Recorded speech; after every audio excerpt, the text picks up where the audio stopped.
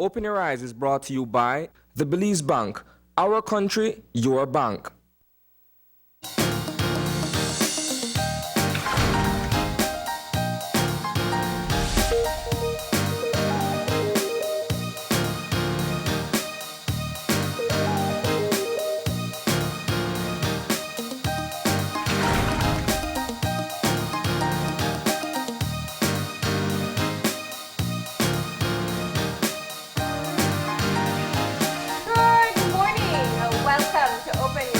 Start your morning right. I am John Palacio. And I'm Marlene Cuellar, and thank you for joining us this morning. Yeah, it is, and I'll take this from you from this morning. It is a beautiful Wednesday morning. That much we could tell you. Oh, yes. If you haven't stepped outside and felt that wind, seen that beautiful sunrise when it came up earlier. Oh, man.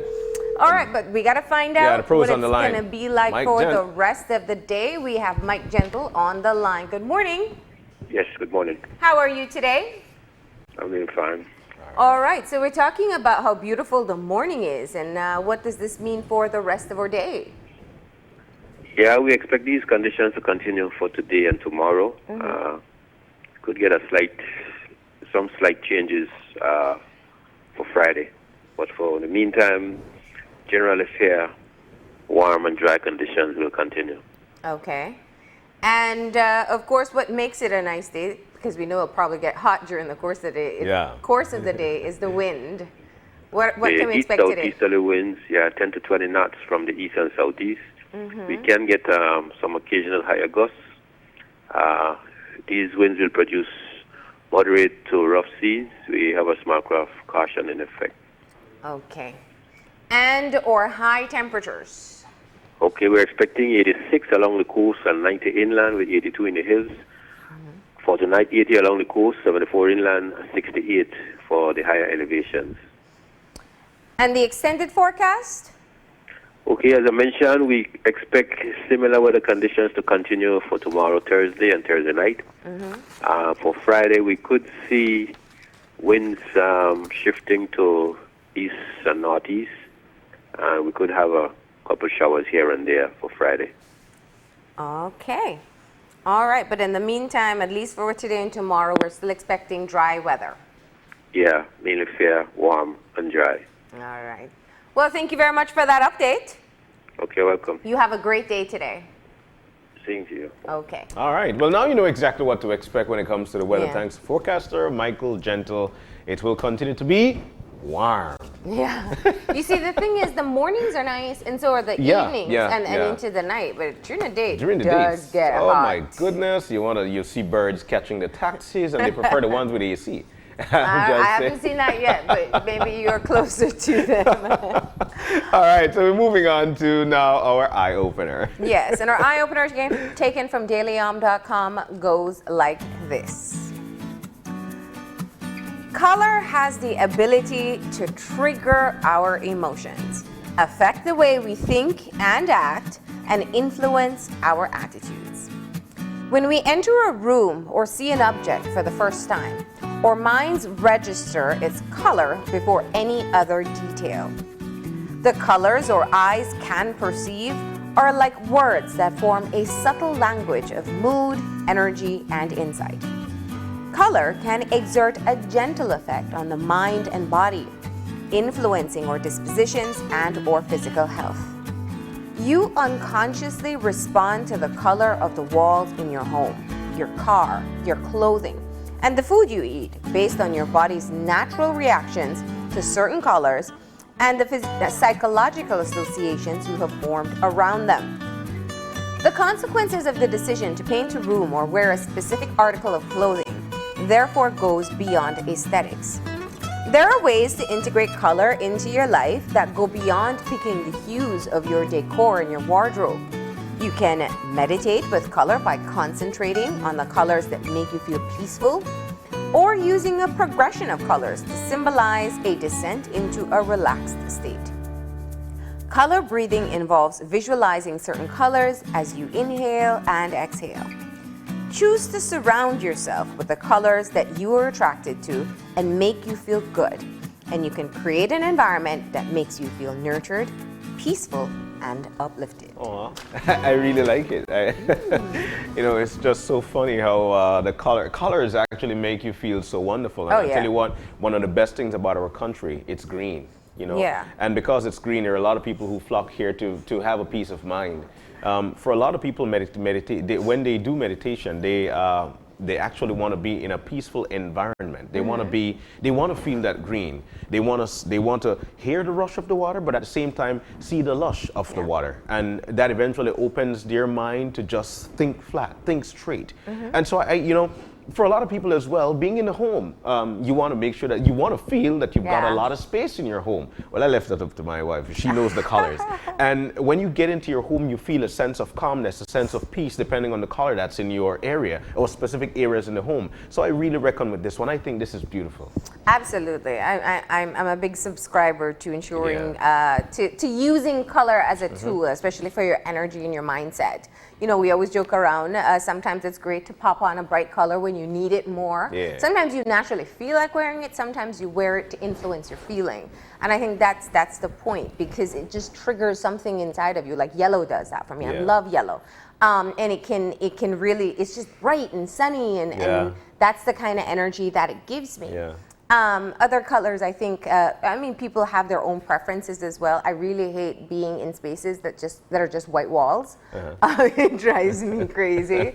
Some people like it. Yeah, some people like I don't it. necessarily care for it. But it's because of that, because what you're surrounding by just gives off an energy. And in fact, it's not even just a thought. It is proven. Yeah. You know, there are reasons why restaurants pick certain colors. There's reasons why creative spaces have certain colors.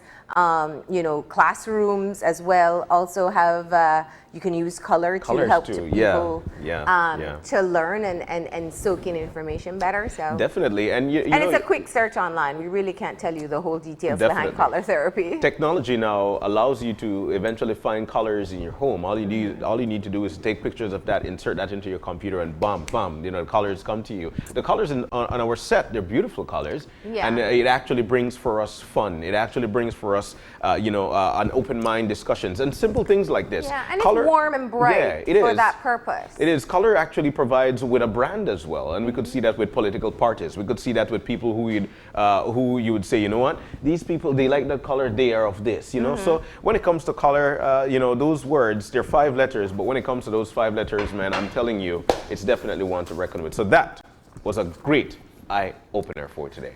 That's right. And I know a lot of people are thinking about that color red right now. Yes, it's actually the wave that's going on, and for the most part, it brings as much as red. A lot of people are looking at a gray cloud over the red, and that's what's going on. Which leads me to tell folks that for this morning. Well, before we Before we get there, all right, you go ahead. You go ahead.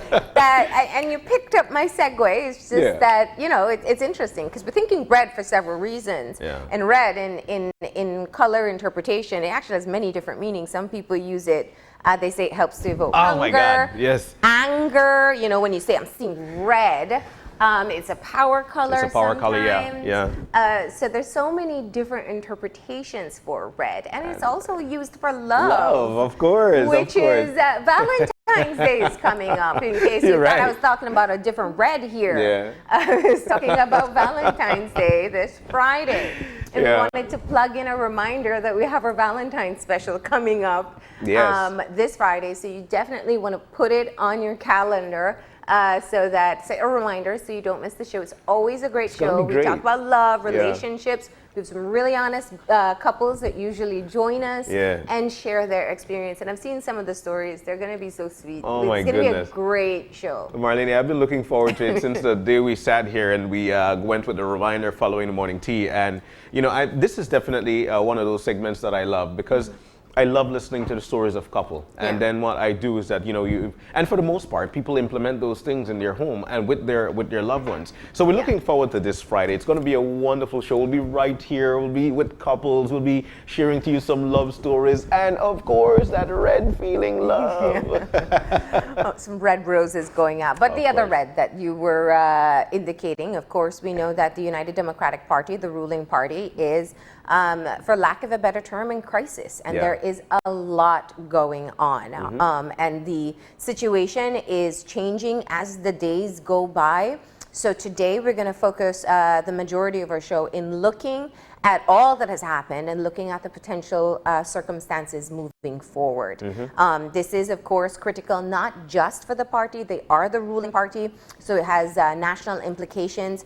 And we're going to try to tackle some of that in the first and second part of our show. Definitely, we're looking forward to it. We've got three folks that have been out there who have been dissecting the situation going forward. So we'll be doing a proper diagnosis of the situation that's over the United Democratic Party. Like we mentioned, there is a gray cloud, and if there's a storm that is brewing, well, of course, you'll be touching that as well. And in the third and final segment for our show for this morning, we'll be doing techniques for Valentine relaxation massage. I'm looking forward to. I hope this is the one that you say. All right, John, you go ahead. I was thinking, I'm going to send. Okay, you can be the one that tries to learn it. But of course, we know people are trying to make their plans for the day we celebrate love. Yeah. And so we're going to have a massage therapist in to try to give you some tips how to do that at-home massage. Okay? Definitely. So that's what we have lined up. We're starting off with the critical situation that we are facing in the country. We know it's on everybody's minds. You're talking about it over your breakfast table right now and as you head into work, and we're going to have that conversation here. But then we'll close off with a bit of Valentine preparation as well. Oh, looking forward to that as well. But before we take that break, let me remind you that, of course, we've got our birthday shout out, and we want to say a very happy birthday to none other than Brindle Munnings Sr. Happy birthday to you, partner. Coming from all of us here at Channel 5 and all of us right here on Open Your Eyes. All right, so we'll take that break, and when we come back, our discussions begin.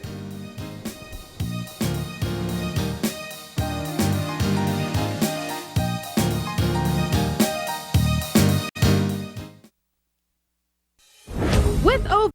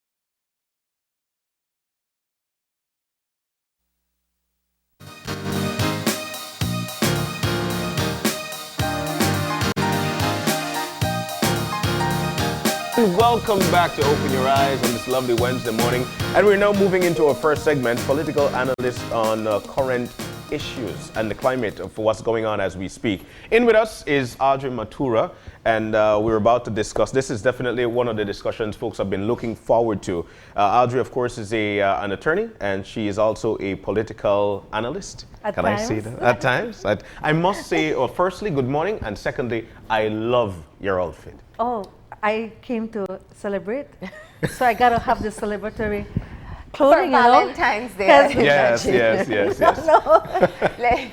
me. Because I saw the writing on the wall. That's why. Well, I think that's exactly where we wanted to start. In fact, Audrey, I think many people saw your article that you wrote for the Amanda Lab before the convention. Yeah. And in fact, you did a very great job being able to detail, based on your history with the United Democratic Party, just kind of the inner workings and relationships between Honorable John Saldivar, Honorable Patrick Farber, and of course the wider party as well. Yes. So let's use that as the jumping point. There were certain things that you pointed out in that article, I think that are very much telling today. Yes. Yeah. Well, I think one of the main point I wanted to make then is that Dean Barrow, as Prime Minister and party leader, had come a long way in being very forgiving with John Saldivar.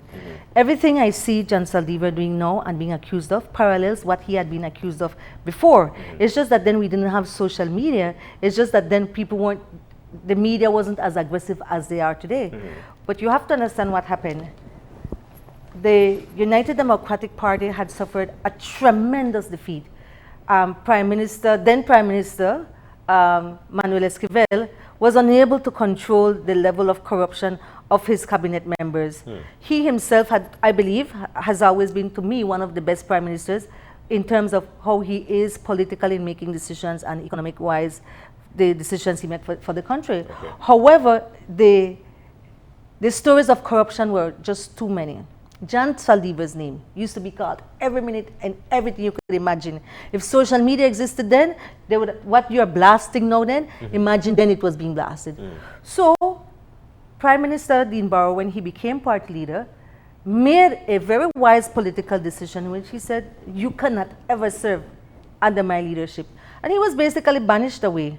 I mean, if you read the article, there's a part where I put that he was even assisted with money according to the bag lady. So don't quote me exact. That was the talking in the party. But the thing is, he went away. Okay. So I was astounded when he came back and he won in the first convention. But I must say, he was savvy, he was tenacious, and he wanted the power. Yeah. On the other hand, you have to look at Patrick Farber.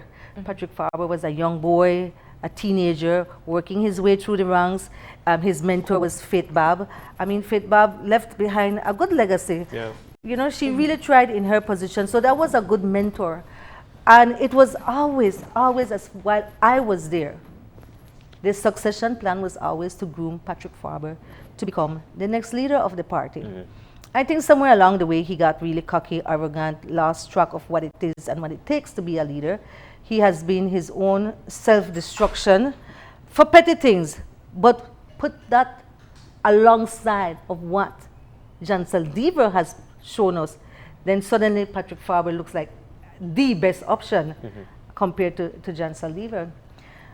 What I noted then was that I saw John Saldivar becoming more involved in the party. He was the go-to guy for a lot of things. I was amazed that Dean Barrow could not rein him in and instead gave him more responsibility. For example, remember when the Mason issue came up? There was just a little spank on the hand, a little wrist, and told him, okay, you can step aside. And then when everybody forgot and the story blew over, he was back in the forefront. He has given him some of the most powerful ministry, the Ministry of National Security. And I wonder, like, you've given him that ministry. To me, it's one of the worst performing ministries in the sense looking at the aspect of crime. Looking at not only crime on the streets, but we've never seen so many drug planes land in the history of this country. You would think that they're on a schedule, just like Philip Golson, at the rate they're coming in. And not one of them we've been able to say, oh, we captured the persons and the goods, except the one by the Coastal Road, But they still weren't caught there. They were caught in the area, and you know the evidence is not blatant. Yeah. Why is that important? Well, I can tell you, having been a journalist for years and having my sources, I know that the BDF has a very good intel system. The U.S. made sure of that. They have very good connection with neighboring countries. But have we ever decided to buy the equipment we need, the radar we need, the goggles we need, the night goggles we need, all of that? No. It's John Saldivar who can make those decisions. No one can deny that the narco planes and all those stories about the level of drug killings or involvement in this country have not been the worst. But yet, the one person you put in charge there, the optics of it shows that he's not put the budget in it, the effort is not there. All he does is the tours so that it look on the outside good, but in the working, no. So that's the person you put in charge of one of the most powerful ministry. I think, you know, you're speaking about performance within ministries. And I think if we are to be honest about the landscape of politics or how people vote in this country, we don't They don't care. we don't look at performance. They we don't don't care. look at you know, performance within area as area representatives. So it doesn't seem to be the most compelling argument for people when they're No. heading into any voting booth No, for it's not. general elections, municipal elections, or even in conventions. So It's what not. what seems to be the more dominant reason as to why people or how people choose who they'll vote for is based on personality and it's based on party influence. Specifically in this convention, we saw the influence of the area representatives. 21. Or the influence of Prime Minister Dean Barrow and party leader. I am of the Why view. do you make this I'm of the connection? view that if Dean Barrow did not support John Saldivar would not have won. Hands down.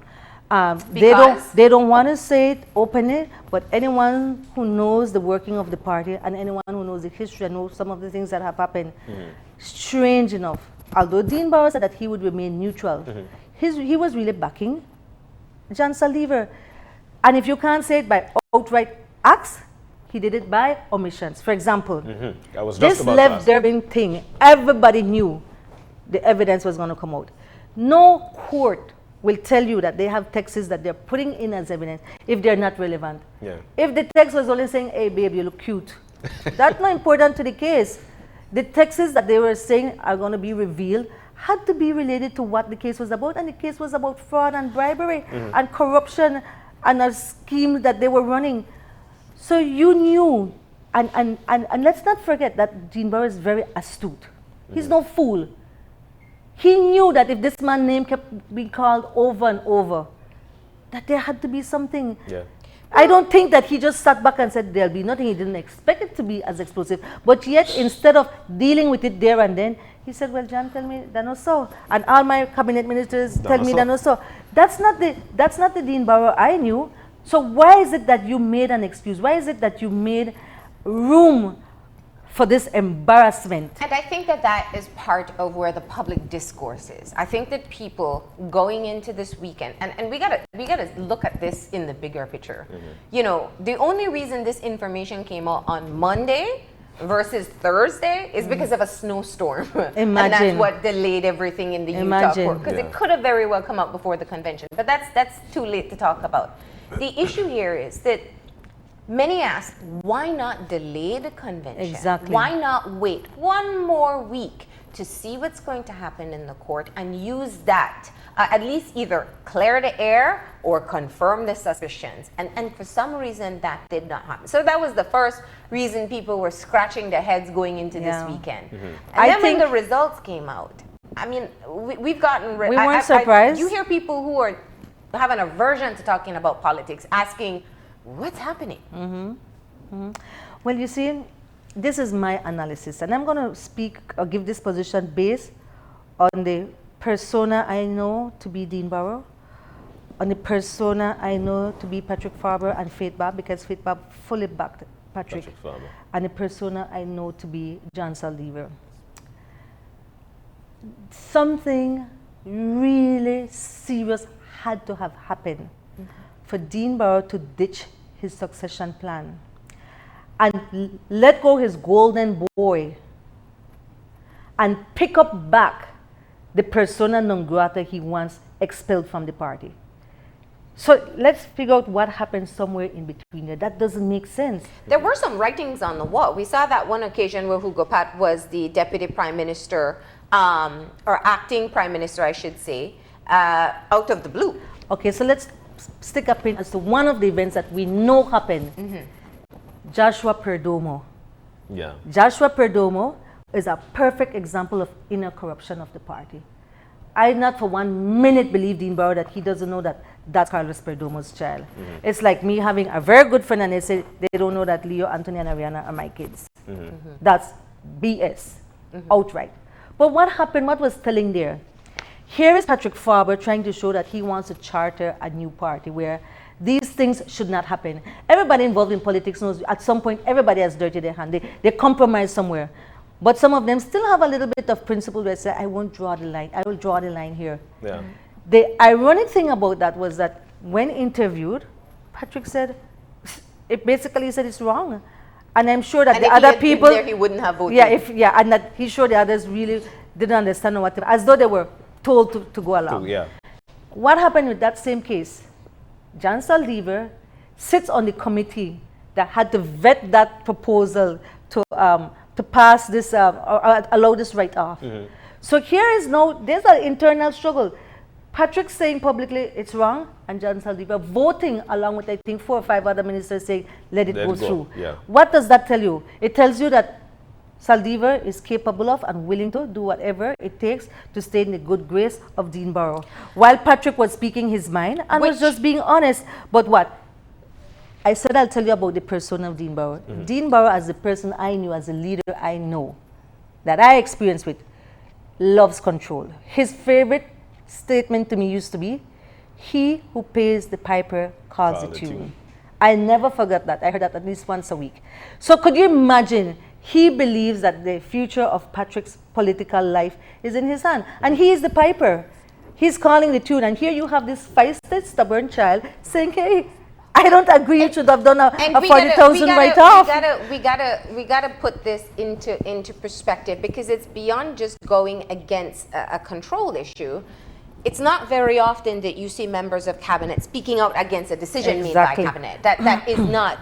And in fact, usually in the spirit of unity, you either don't say anything or you go along. And that's where we saw in that specific Joshua Perdomo issue that did not happen as is typically the status quo. So you are using that's a that telling as situation. one of the examples where the rift perhaps existed or would have started. No, it had already existed. It had already existed. I believe that the little I kept track of the news, Dean Barrow was already ostracizing Patrick Farber.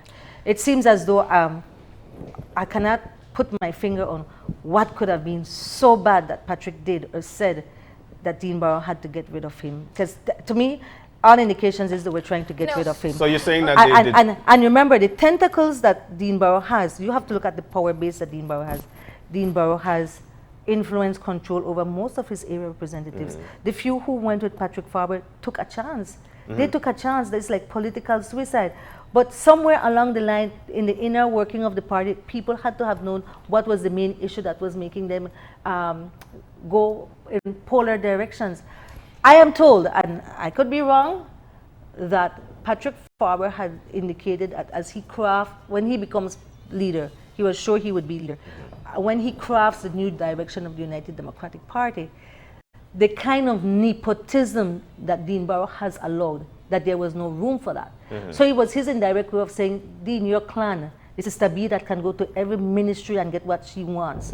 The Shine that is being given a position in Plateau. The Anwar that took control of Beatle and did what he wanted. Your brother law firm that represents the government in all cases, your law firm, all those things are ethically wrong. And so now you have a Patrick Farber who is saying, yo, at some point we have lost our compass, because I was there, we had a moral compass. Yeah. That moral compass has been lost. So can you imagine him thinking, okay, I will craft a new party. And the Patrick I know is the kind of person that you talk to him candidly, man, he won't talk. He don't know for shut up. But you see, But the Jan Saldivar I know is strategic because he knows that he was banished once. But So- he knows to give you what you want. Because what you want and you get from him, he will then get what Let he me wants. interject. That's my view because of it. we're moving far into the realm of Yeah, speculation, and I understand what you're saying because these have been rumors that have been floating around, which we It can't had to be- verify. it had which to we be can't something as verify fatal as that. which we can't verify until Honorable Patrick Farber says this is what happened. We cannot verify it. That's one of the stories that's out there. The Joshua Perdomo one is an actual event that took place publicly. We can't say that Right, much. and that's just the But- tip of the iceberg. but So imagine what happened before. What we saw on Sunday was we saw area representatives coming out and holding on to their position Yep. despite the evidence coming out, despite the writing on the wall as Exactly. to what would take place. Now I want to go back to something else because while we have this conversation, we can venture into a lot of speculation. There are certain things that have happened. We've heard the Prime Minister say before that perhaps these funds were for campaign financing. There are no laws against that. I want to address We've that. heard the Attorney General say, well, how much can we trust Kingston? You know, he took a plea deal. He's just as guilty as the others. I want to address that too. So, and those are the things that I want to discuss. I wanted us to get into this conversation as well, because it almost sounds to people who are listening that there's some outs that are being implemented, some Yeah. excuses, for lack of better word. Yes. Okay, on the issue of the campaign financing, I think it's an embarrassment for Dean Barr to say there's no campaign financing legislation because that's an admission that he failed to enact a provision in law that would have assisted this country. He says that he ran on an anti-corruption platform. That would have been one of the main things. So it's an admission of his failure. And it's one of the legacies that will follow him because he could have made those campaign financing legislation the same way he quickly overnight went and took away BTL, the same way he went quickly overnight and changed the legislation for the cane farmers. factually, it's true. The laws don't exist. Association and so. But my point is, he knows that it's needed for various situations like that. So fine. There's no campaign financing legislation, no problem. But there is money laundering legislation. There is foreign exchange legislation. There is a lot of financial legislation. Our law says if you're going to bring more than $10,000 into Belize, you have to declare it. Yeah. So if Lev Durbin and Kingston are saying that Jan Saliva got 25,000 US dollars in Miami, please tell me, 50,000, yeah. how did that get into the country? And Yeah. they said cash. So he had to have brought it in his person. Where is the investigation into that? What he has done is really put Well, it his just foot came on out. his That's- I mouth. think just that is came a out. very pertinent question, Yeah. and we have revised what has been provided in court so far. He did not speak as to how the money moved from Miami to Belize. Belize, So we yeah. have no idea if it was left in the United States, if there were multiple people who brought it in, if it was and you Wait, have but to stop declare there. anything Stop over there. 10,000. Stop there. Okay, let's say it was left in the United States. You know how every member of the National Assembly must declare their assets? Yeah. Let's go check Jan Saliva's assets and see if he has any bank account in the US that he has declared and said how much money is in there. It still brings another legal issue at the forefront. It still brings into effect a whole discussion about the accountability and transparency of our Minister of National Security, because that's what he has been all along. So to me, Dean has this way of making say, oh man, whatever, I want to know how Dean No. talk and his hand start move and Yeah. start But move. if it But the is- essence that people are not looking at is, hey, Prime Minister, hey, Minister of Finance, it's the legislations under which your ministry comes that you need to go and analyze. Where is that money? How did it get in here? So fine, you could get up to $1 million in campaign financing. How did it reach the shores of Belize? How did it get here? If it's for campaign financing. And did Jan Saliva declare it anywhere in his assets that he had to declare? The answer is no. So you see, when he talks and says this nonsense, this is a man who knows the law. This is a man who understands the system. This is a man who I'm sorry, I will not accept his nonsensical answers. And what of the He issue knows of the better. credibility of Kingston's testimony? Oh, okay, so Kingston, we see him in the pictures. We know he met people. He met people from the People's United Party as well. So he has met so many people. Let's say he met Marlene, he met Isani, he met even me. where and why and how. Of all the people he met in Belize, the one name he would pull out and say he gave money to is John Saldivar. Yes. What's the motive? What is the motive there? So you might say he's being convicted or he's taking a plea bargain or whatever the case is about. Yeah. Does that mean that what he's saying is not true? It doesn't mean that what he's saying is not true. It means that in part of the But agreement, the U.S. would do, I mean, this is the U.S. government taking the case. They would do due diligence. You don't give a plea deal. This is from my interpretation. Right. You don't give a plea deal. or not, they unless can't you accept know the that- plea because there's an entire statement that they read to you that you sure Yeah. you know and you understand what you're saying, you understand the implication. You had to be some form of verification. So of all names, why John Saldivar? Why didn't he say it's Dean Barrow? Why didn't he say it's Ugo Pat? Why didn't he say it's Patrick Farber? Yeah. Why didn't he say it's Caleb Belisle? So many people he met. Why didn't he say that? And he called Ralph's name too. So you want to tell me that the UDP believes that everything he said he did with Ralph is true, but everything he did with John is not true? not true. Isn't that an indication of what these foreigners always do? They come here and they make sure they buy out people on both political parties. Yeah. They rub shoulder with them. They make favors with them. They contribute to them because they're here only to make sure that no matter who is in power, that they have leverage. That's what they simply do. Yeah. So I believe that what he's saying, even if you only want to believe 50%, the text speaks for itself. The February tranche that they needed, that speaks for itself. He didn't say, hey Patrick, hey Dean, hey Audrey. He said, Hey, John John. Saldivar. But the other issue that hasn't been brought into the conversation as yet is that the U.S. also has regulations about financing Yes. campaigns outside of the country. Yes. Yes, well, that might have been all part of his plea bargain. Honestly, I don't know the details of the case. I've not been following it diligently.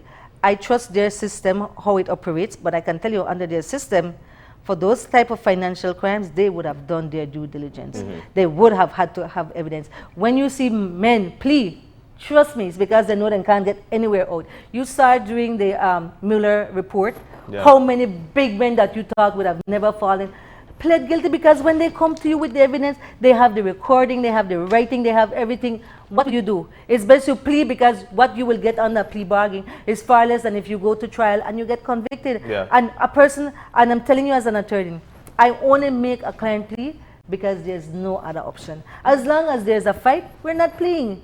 And The fact that you plead, there has to have been good evidence. And now all these guys, like you mentioned, they're in prison in the United States. Now, Audrey, you know, last night was definitely a storm on social media. Yes. Everything was popping up. We saw one of the UDP senators decide, you know what, I'm going to call it quits as well. We saw Scotiabank tell a minister, you know what? Well, we they're need to saying roll all things political out. accounts, But yeah. what do you think will take place today, knowing that the UDP have called?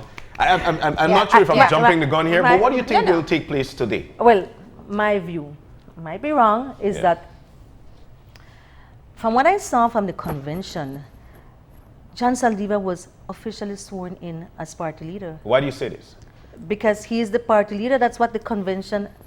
Did you all see it when they Of swear course. in? Well, I brought this point up yesterday because Yeah. it is And- a sticking point and it has nothing to do with the PUP And it's- release. Our constitution in this country says that the leader of the Yeah, party let me in read it for majority you. rule. Go ahead.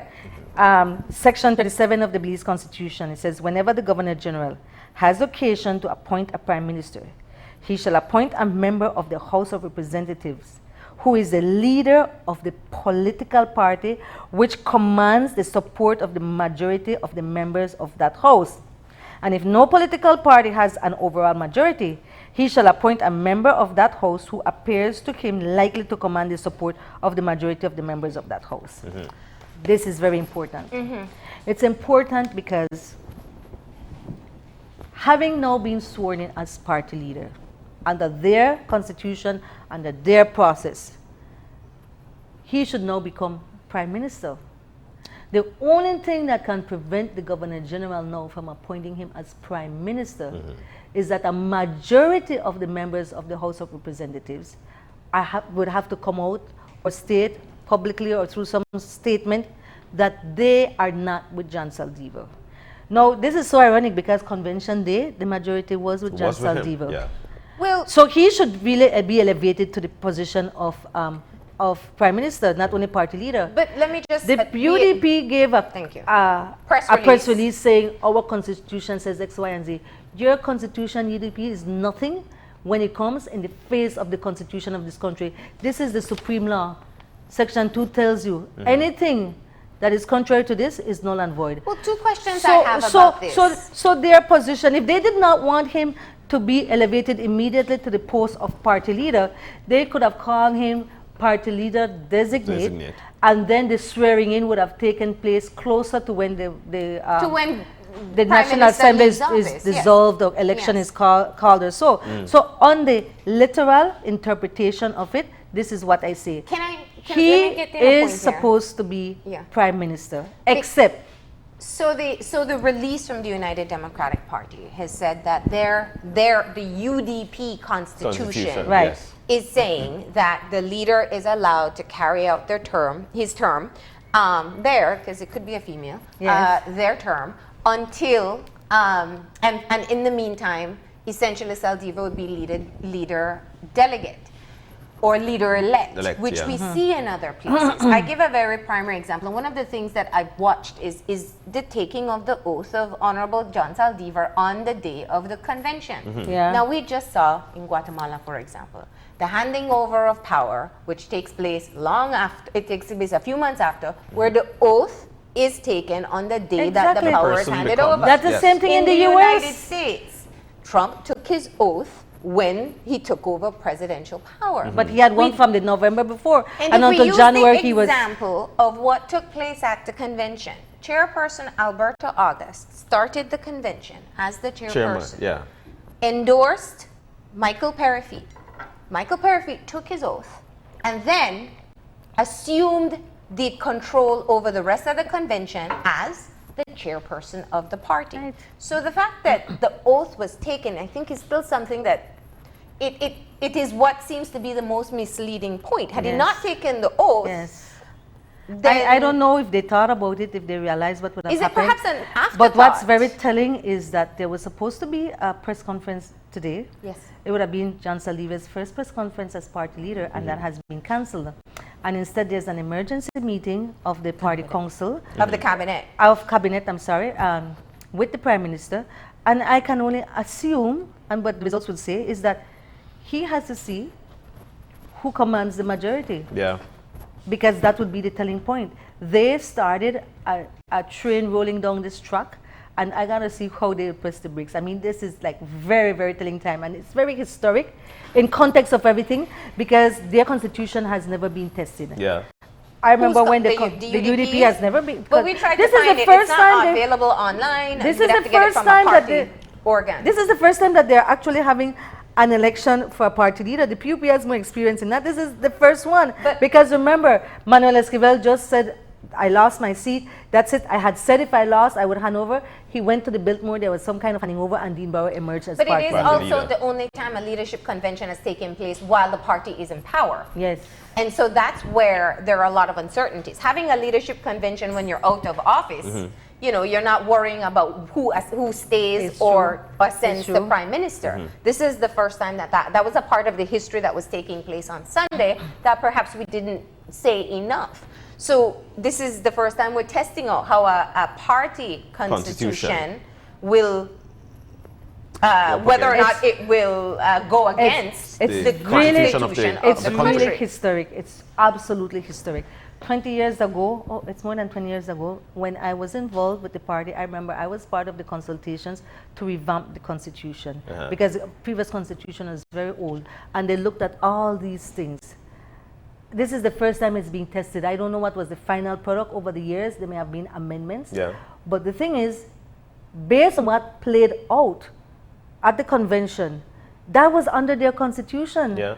And the fact that there was a swearing in there, and then that was under their constitution. So I don't know. I found it strange when I saw that there was actually the swearing in there, because I began thinking, not knowing that all of this would blow up, I began thinking, so where does this put Dean Barrow now? He's no longer the party leader, but yet he's still prime minister. John becomes the party leader, but yet he's not the prime minister. And what if John, the true John, comes out? Because John is all about getting that power. Now he's in a position where he can undermine Dean Barrow, because Dean Barrow is no longer the prime minister. Like, why would Dean Barrow take that chance? So I'm like, was like overthinking it, not knowing that this would blow up. So now we will see. Now we will see if Dean Barrow can maintain control of his cabinet. And now remember, for so many people to have sided with John Saldivar, there had to be a quid pro quo. You see, in politics, in politics, the way we went, I've been in the machinery where we go and fight for the inner offices, right? You want to win over the other delegates or the other the representative of the constituencies, so you make certain promises. If I become the leader, you want to get this, you want to get that. He would have been better at negotiating at what he was willing to offer. I know we have a break. We gotta take a break. We gotta take a break. We gotta take the break, and when we come back, we're gonna talk about what can potentially play out today. We've heard some suggestions at what may take place, and we'll discuss the possibilities. We'll be back in a few. Please stay tuned.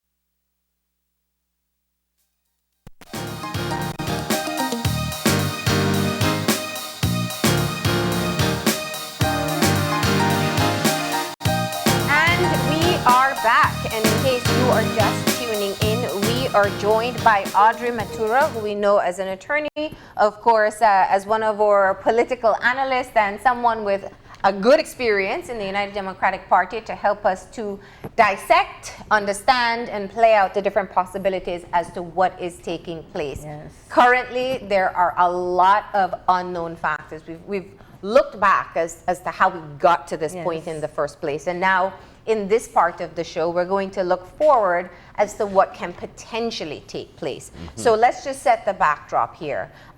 There was the information coming out from the Utah courts, at least for the past few weeks, saying that there is evidence that Honorable John Saldivar received money from accused fraudster Lev Derman. That information did not come out before the convention. The United Democratic Party went ahead, held their leadership convention on Sunday. John Saldivar was victorious, took an oath as the leader of the party, and by the following day, he was named as in the court in Utah.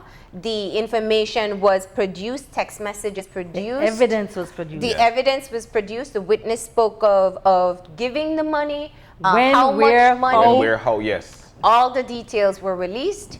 At this point, we should have had, there was a scheduled press conference to be hosted by Honorable John Saldivar this morning that has been postponed, and where we left things off last night was that the Prime Minister's called an emergency cabinet meeting this morning at 10 a.m. What is going to happen there? What can happen there? What does the UDP constitution allow for? What can take place in terms of and so before we start to answer, we want to bring back some of the clips and kind of jog your memory as to what's been said before. And we want to take you back first to Sunday, where we're going to look at what was the victory speech by Honorable John Saldivar after he was able to secure the win. Now, it was a comfortable win. Yes, it was. It was 569 delegates. The margin was over 100 votes. And so it was essentially exactly what was predicted with the 21 area representatives and standard bearers who had already showed their support. Their delegates seem to have followed through with what their support, with their vocal support for Saldivar. And so we're going to go back to that video now and use that to set the tone for this conversation. I look towards every day with anxiety. Utah. No, not at all. I know that there's nothing that's going to come from that that's going to affect me in any negative way. I've always maintained my innocence. How do you come together as a party? Prime Minister has been talking about after reading the budget, but he and I will sit and discuss that. Why did you push for Derman to become under I will discuss nothing more about that trial. I will discuss nothing more about that. Talk to us about healing then. Yes, that is what we can talk about. As you saw up there, Honorable Patrick Faber and I are friends. We are going to continue to work together for our party. We believe we are the best option for this country. United, unified, we can defeat any party. So will you strip him of his ministries if and when you become Prime Minister? No more speculation. He is my very good friend. That's not in the cards at this time. And we have another clip that is going to come at that time, but clearly. And I do have to note that this was in fact the first media interview that we were able to get with Honorable John Saldivar for a very long time. And declaring his innocence. He refused to address the scandal that was unfolding even before the evidence was presented in court. So we'll go to that next clip now. I do believe we don't have it queued up as yet. Yes. So Okay. that was Sunday. But that was amazing because he declared his innocence.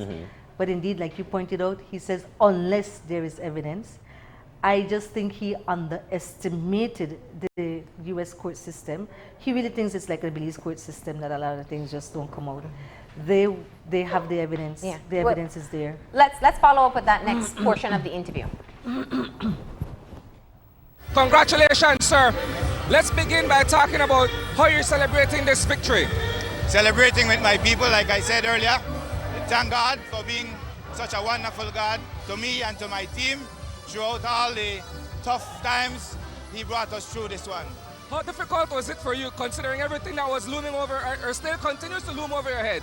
Well, nothing that's worth having comes easy. And I knew that I was being tested. I knew that I was being put to the challenge. And I hope that the people of Belize see that I've passed that challenge. Well, sir, there are still certain matters where your name is being called. How do you plan to deal with that going forward? Well, first of all, the cloud that has been hanging over my head has been put there by those who have interpreted and misinterpreted things. I have not been at this point accused of anything. I've always said that I'm not guilty of any wrongdoing. I maintain that, and until anything else is proven otherwise, that is my position. And I'm glad that the people of Belize saw it that way, whilst the media may not have. You've lost before you finally won. Last time you lost, I said, 3 times and you're out. You kept on with it and now you've got the maximum prize. Emotionally, how does it feel? It feels very good. It feels very good. I feel vindicated for all the other times that I was not able to make it. I think it's a signal to people, never give up. Always keep your eyes on the prize, know what you want to achieve. And because this is not just for me, this is for my people, for my colleagues, for my party, for my government, it is even better achievement for me.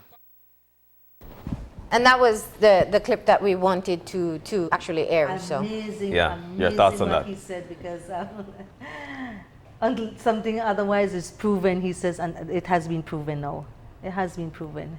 And it's foretelling in its own sense. I don't know why he had such overwhelming confidence, but it might also be a sense that what happens here in this country is that we know a lot of people do wrongdoings and they get away with it. Yeah. So there's already this sense of entitlement that this will brush over. But I think this is far more serious, because I think that one of the things that Dean Barrow will be guarded of is his legacy. I mean, in his mind, he has the greatest legacy.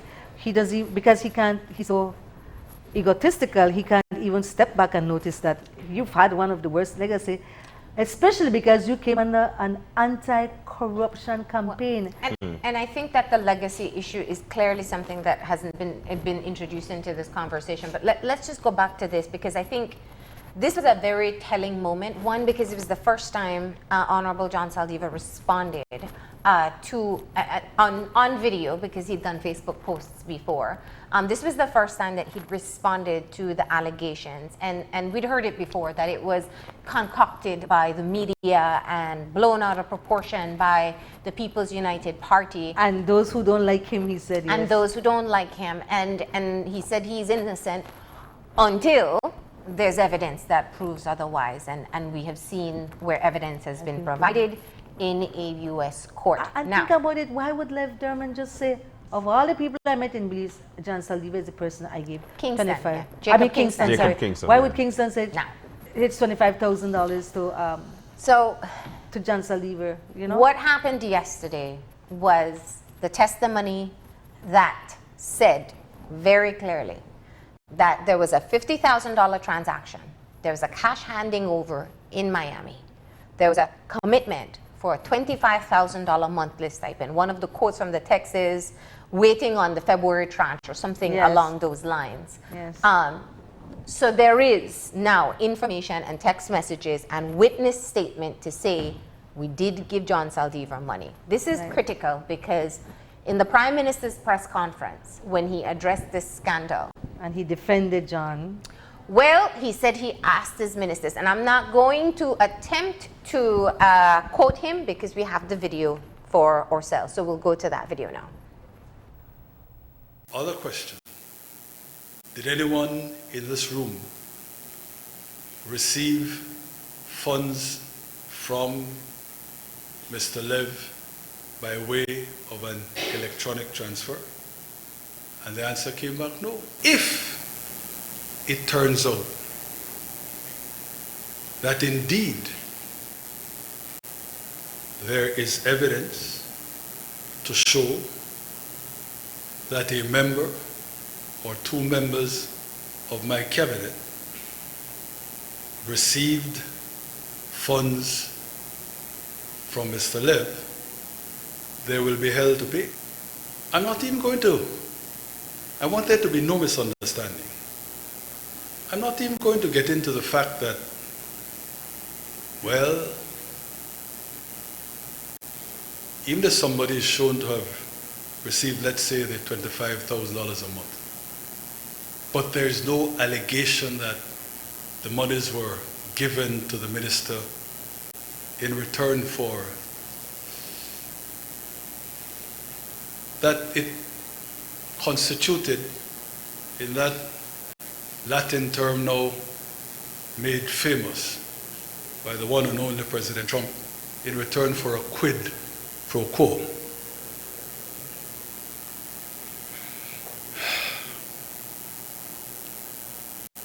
That would not and could not let the minister off the hook. Might be that the minister could make a hell of a case saying, where is the proof that this was other than a campaign contribution from someone that I knew who supported me? And there are no laws in Belize, much to my chagrin, that regulate campaign finance contributions.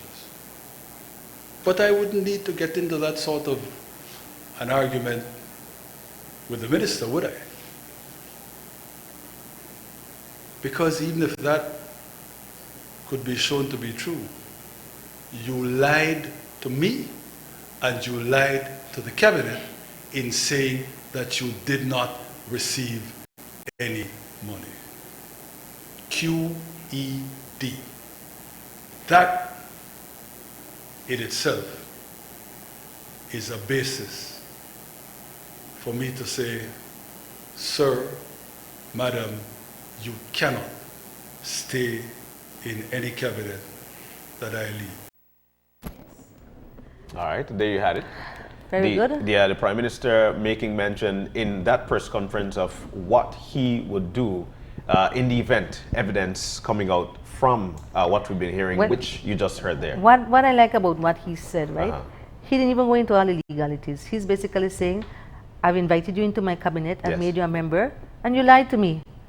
And that goes a long way. You lied to me, you lied to my face, you lied to the other members. I've gone out and bat for you. You've embarrassed me publicly. And so, I will deal with you. And I think that's the right position that he has taken.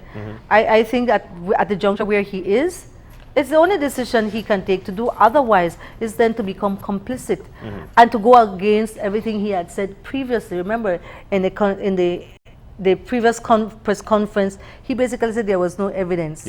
Right? But now there's the evidence. And not only that, previously he said, I asked my ministers and they all said no. John maintained that it was no, but now you've seen otherwise. So that's an outright lie. And I know in the machinations of his mind, he knows that. Then where did he declare that to the party? Because when you get campaign financing, you have to declare it to the party. It would mean then you didn't declare it. We didn't even know you were getting that campaign financing, if it's that. Because but even timing, because the election was 2012. This money would have been, he asked for a February tranche in 2014. The election wasn't held until 2015 and called in 2015. That's a very early start to accruing campaign financing. I just love it. But we were asking what could happen today. I wanna, yeah, because, and let's be clear here. We cannot, with any certainty, predict what will take place in that cabinet meeting. But we can read what their constitution says. We want to look at the possibilities based on their constitution. We played that clip because that was a clear indicator as to what the Prime Minister said he was going to do. If he does follow through, what that means and what the Constitution allows I think he can do two things. He is still the Prime Minister. He still heads cabinet. He can remove him from cabinet. I'll later on read that section in the Constitution, but we have up on screen right now what the party Constitution says. This is the Constitution of the United Democratic Party, and it says the party leader may, it is discretionary, at any time be removed from the office of the party leader following a petition calling for his or her removal signed by at least 1/3 of the registered delegates to the National Convention and a vote of at least 2/3 of the registered delegates in attendance voting in favor of the petition. So basically we're going to see another little mini convention because those same people who voted in John Saldivar as the party leader, 1/3 of them just have to sign a petition and say we want you out. But those who come to the convention, 2/3 of those. So let's say the whole 500. Less than 200 so people. It was 590? 69 people that participated. 570 registered. Okay, so of the 570 registered, let's say all of them don't show up to do the other part. 2/3 of those who show up would have to vote. So let's say of the 570, only 300 show up. 2/3 of 300 will, of those delegates would then have to vote and say, have him removed. So it's going to be interesting, but we don't know what's happening behind the scene. Yes. And I still believe that Dean Barrow carries a lot of power and influence, is still the Prime Minister. He can have him resign. You don't know. But in cabinet as it stands, I believe that he can remove him as a minister because the Constitution allows it. Okay. It's the Prime Minister who advises the Governor General who will be his minister, and it's the Prime Minister who will advise him who will not continue being a minister. At this point where we are, he is still the Prime Minister. Nothing has been done and that's to where we remove can go him. back to the previous, to another portion of the UDP Constitution, which we have now gotten. Thank you for providing it. Okay. Whenever the party leader, this is the part that is actually quoted in the press release. Yes. So this is where they're legitimizing the fact that the Prime Minister is in fact still able to serve as the Prime Minister because it is his final term. And I think the question as to whether or not this trumps the Constitution, well, that's a different one at this point. Yeah. Not really the major issue anymore. But he made them swear him in as party leader. Yes. So that's the disputable issue. Okay, so we got to talk about what can happen and Going what forward, yes. some of the information that we've received so far about what will take place in the cabinet meeting today.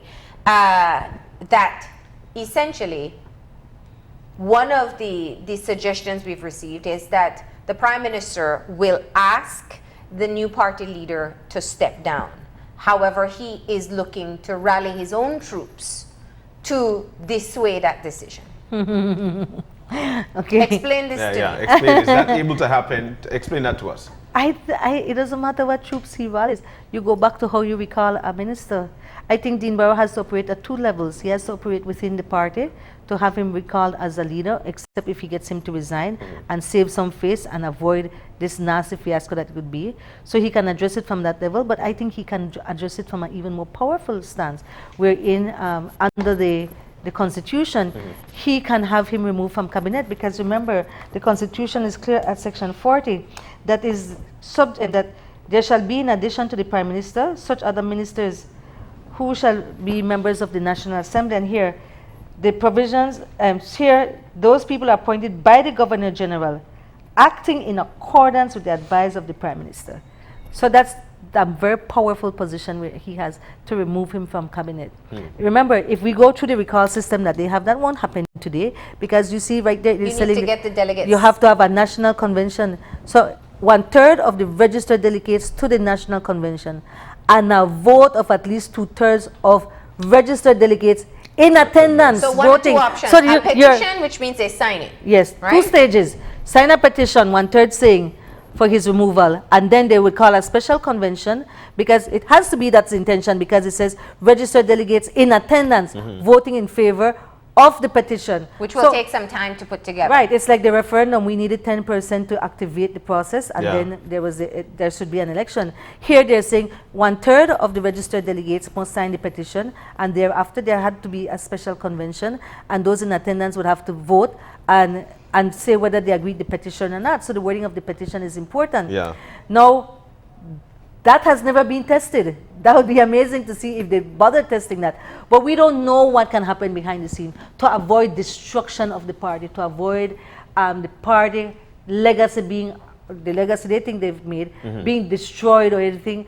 You'd be surprised what negotiations may be going behind the scene. And maybe, I mean, these people work together, they know each other, they've been friends, allies and colleagues. You never know. Different constituents, representative might be calling John and saying, why you not do this or that, or calling Patrick or calling the Prime Minister. Or, you don't know what's happening. Sometimes the in-house, the way they resolve it would be different, and he can just be concede some form of defeat without saying it and say, no, I'm resigning for the sake of the party, blah, blah, I still maintain my innocence, blah, blah, blah. You never know. There's still a dark cloud, and we're not sure as to what storm A will be darker brewing from. cloud, A darker no. cloud. We're not sure as to what storm will be brewing from that, or even if there will be a tsunami.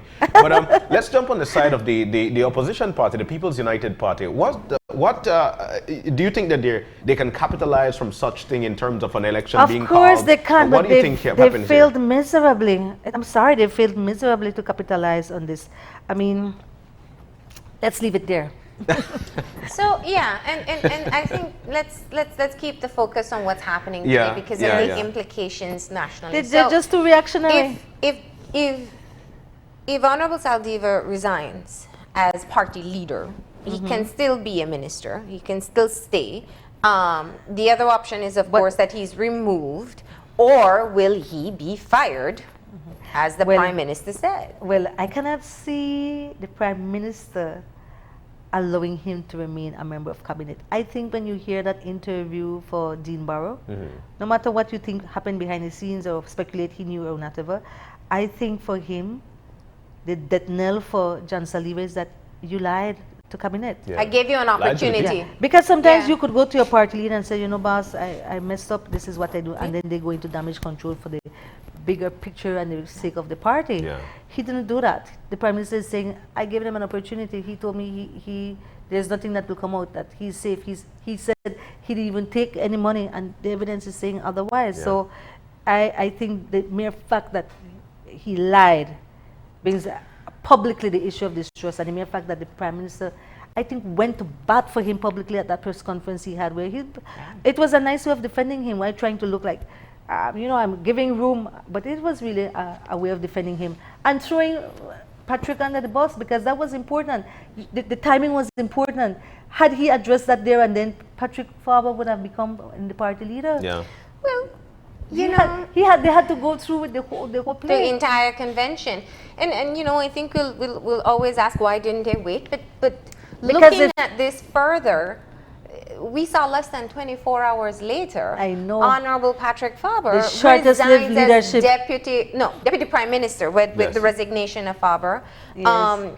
We And saw Hugo him go Pat already on sworn in. stage and say that that there's going to be unity in the party. That didn't live very long.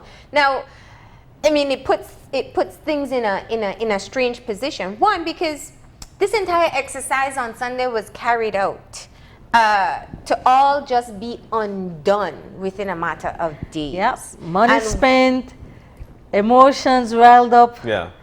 I mean, speculations, facts, omissions, everything happened, and then it's And even the undone. credibility of the people who Yes. went out there to continue to publicly support someone when there was already the writing on the I wall know, that it's- evidence would be provided in a court It's saying amazing, he did in it's fact do amazing. this thing he said he wouldn't do. Yeah.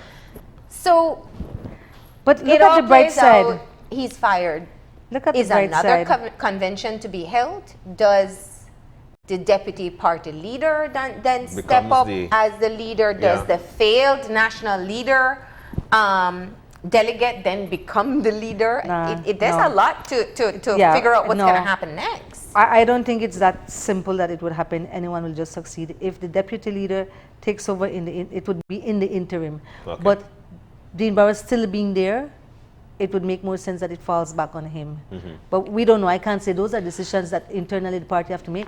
And I don't know how much their constitution foresaw Yeah. such a situation. You Yeah. know? Yeah. It's like an unforeseeable situation, honestly, because I would think leading up to that convention, having seen and heard everything that was coming, the Prime Minister had two options. Was to hold off Postpone on it, it yeah. and see what would happen. Or if he was convinced, he would have had to tell John that he had to step down from the leadership position, which would have meant that it went automatically to Patrick. Yeah. And clearly, that could have been a way of handing it to the golden boy, and he didn't want to hand it to him. So there's a lot of politics makes strange bedfellows, they said, right? Within your own party, we like to think that the party is united, but no. Within your own party, you have rifts and struggles, and so the only good thing that when they realize that they will lose power, everybody realizing that they'll outfeel, that's the only thing that brings them back together, not That's a because I like uniting you. moment. Yeah. And this will make or break the UDP. I think it's a very telling moment. It's a very telling moment to see how they handle it. They can make it be nasty, and there's a rift, and there are kind of challenges, or someone will just say, you know what? I'll be the sacrificial lamb. Let us do the right thing. I think Patrick Faber resigned as deputy leader too abruptly. Deputy Prime Minister. I mean, deputy prime minister too abruptly. Like, he should have given it some time. He knew that this cookie was crumbling. Yeah. He should have just stood there. But then, like I said, one of his downfall is he's just rash at times. He needs to learn to. He needs to mature more. But in the light of things, he is a better option. You've never heard his name being called in any of those corrupt schemes. Yeah. Think about it. For all this time, you hear him fighting with the teachers, yes, Yeah. but I mean, not that just only back and forth. Have you heard his name in any major scandal? Major scandal or corruption Honestly, scheme. except for his personal life, that things have happened, which we all make mistakes in our personal life, and I'm not condoning anything he did or whatever. You attack him on that person, but professionally, what has he done? Is he heading a ministry where all these narco planes are falling out of the sky? No. Is he associated as close buddy with the person who decapitated our pastor? No. Was his name being called in any of the passport scandal? No. Like, think about all the scandals. He's not being called along with Gapi Vega. All of this. He's not squeaky clean. But you don't hear his name associated with those things. And that's why I think he was still able, in the showing of all that happened, Patrick did well, because those who supported Patrick at that convention did it on their own accord. It means that they had to have resisted the influence of the higher people who were They took manipulating. a risk. They took a risk in showing that support. So there's hope in the party. I think there's hope. There are those in the party who want to see change. The fact that we read the story that Senator Duncan is stepping down because he says certain things are not addressed. I can't imagine him saying, I will condone any impropriety.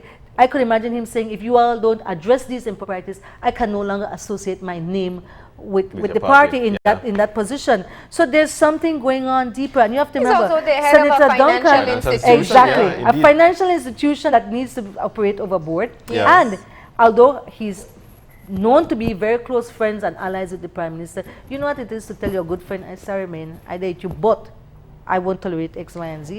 It's huge. So there are those who I believe honestly want to bring better and good change. Of course.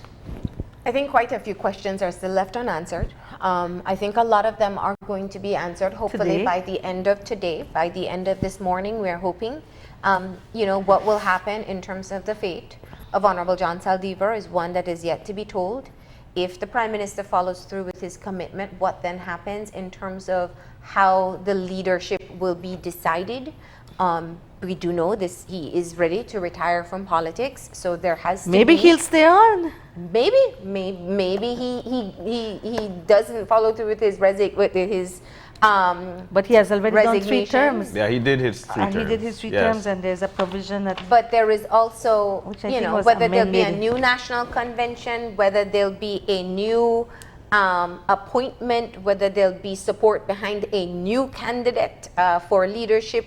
These are all questions that we simply cannot answer, and these are things that internally in the United Democratic Party they will come to a decision about, and we hope to be able to tell you exactly what they decide as soon as it comes out. Well, his head must be very hot. I hope he is surrounded by sober-minded people who will advise him, discuss, and guide him. Yeah. I think he needs to show us that he knows how to lead at different levels, and that means that right now he has 2 crises: at the national level, the leadership of this country, and at the party level, the fate and the face and the legacy of his party, how this ends. I mean, when it ended for Manuel Esquivel was very clear what his position would have been. He said it before election. He said it, if I lose, I will step down and hand over. And he knew it was he was handing over to Dean Barrow.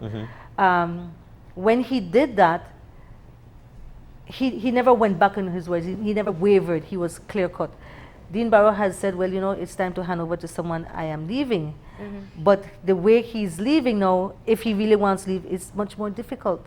It's not as clear cut as in the case of Manuel Esquivel, who there was already a designated leader. It was always designated that the succession would have been to Dean Barrow. Dean Barrow doesn't have that clear cut succession plan in the Do you sense that. think that they should have had a succession plan versus a leadership convention? Yes, but my time there, the succession plan was always to hand over to Patrick Farber. For me to say otherwise is for me to lie. It doesn't mean that they can't change and say, let's be more democratic. And so I don't see anything wrong with having a convention. I'm just saying, during my time, Patrick Farber was being groomed to become the next leader of the party. That's anybody who wants to say otherwise, know that they're lying. That was always the intention. John Saldivar was never even considered, like he couldn't even reach that level. And so that's why I'm amazed, and I would have to say kudos to him to be able to defeat. Who else was there to run for leadership? There was hope at one point for the Attorney General, Michael Perry. That was part of what people were saying. And again, these are just rumors. We can't confirm them, but you know, we're a small country. But let's go back to the more, I think, a very good closing point. What happens this year will ultimately be the legacy of Prime Minister Dean Barrow, who made history in being able to secure 3 terms back to back. Yes. He will resign. Short terms, they were not full 5 years. It's tricky. Nonetheless, 3 elections. And we'll give credit where credit is due. Yeah. Decades, it's what, 40 years he's been in electoral politics. He's been the leader of this party for over 20 years. Yes. And all of that will be decided. The history that will be written will be based on what happens in this, the final year, 2020. Exactly. And how do you end off this historic career? It can be solved by this, you know. All these things taking place. So, I mean, it is definitely a tough spot for the Prime Minister. I think for any person looking in, anybody who's committed to any career knows how that final year. But you know what was pivotal. interesting? You remember when he won one of those elections and he said that he would take out his machete and he would swipe and cut out any corruption or anything, you know. Well, it would be nice that at the end of his career, he finally finds that machete, sharpens it lovely, because there are some heads that need to be chopped and rolled. And this is his opportunity. And I would gladly help him buy the file to file that machete. Okay, so let's, because we don't talk about decapitation in this country. Oh gosh, yes, it has another connotation. Legislation, and we can talk about rolling out UNCAC, and we can talk about doing and putting things in place before leaving office that no other party, none, red, blue, purple, green, yellow, doesn't matter, can continue on this path that we see, and the people are watching. That would be the best legacy he could leave, to make sure that he puts in place the legal framework for UNCAC. Because remember, right now, yes, we signed this convention, but there's no teeth to it. There's no follow-up. It's no 1 year and budget. they haven't had a meeting with the committee. But the danger of doing that is if he knows certain things his party members did, his ministers did, for him to sign off on that and then walk away, boy, he will sit back and many days read in the newspaper what UNCAC would have discovered about his people. You know, that would be interesting.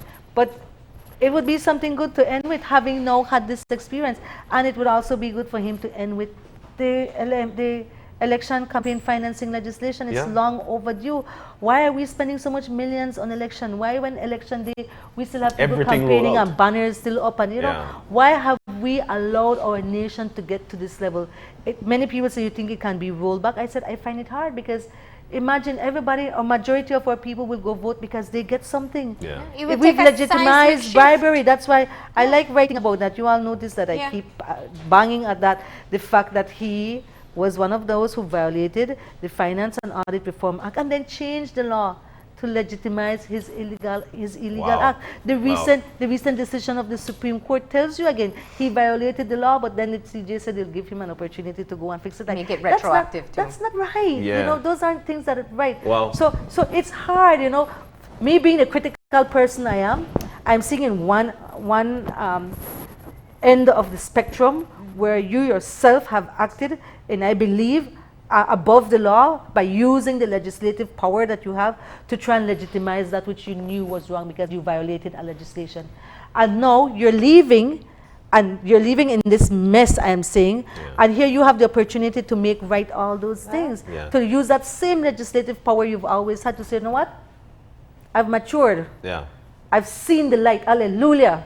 I'm going to put in place the proper legislation because I love this country so much, and I know it cannot continue like this. It will top off the legacy. Because what else will be the legacy if not this fiasco? But this is a historic moment, not just for the United Democratic Party, for a mass party. It is a historic moment for the country. It's for the country. And I think in this day and age, what is different, and you said this very clearly early in the beginning, is that social media and technology allows everyone to be watching. Whether they ever cared about politics or not, they are watching, and they are able to express frustrations, they're able to ask questions, they're able to share publicly just their thoughts and feelings about it. So it's not about having to call a poll to get the pulse. Go online. Go online and there's an informal poll. Yeah. You know what was amazing? People from all spectrum of life, people who don't associate with either political party, what was amazing, could not believe that Jan Saldivar would remain there and become party leader. Honestly.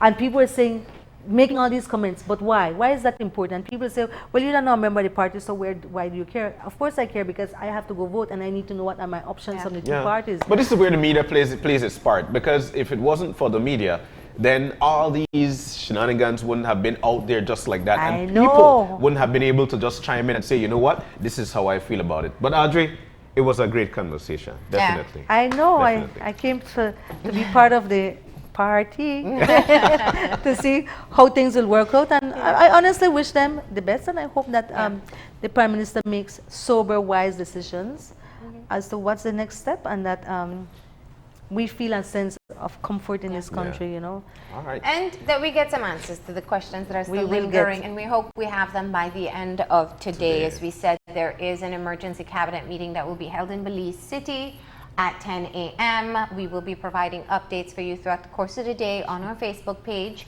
And of course, you can look forward to our newscast tonight for the full summary.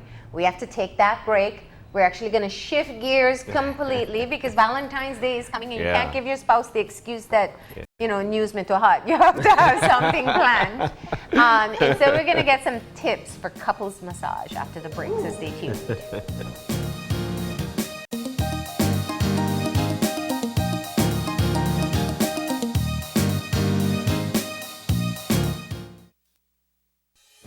With over 100 years of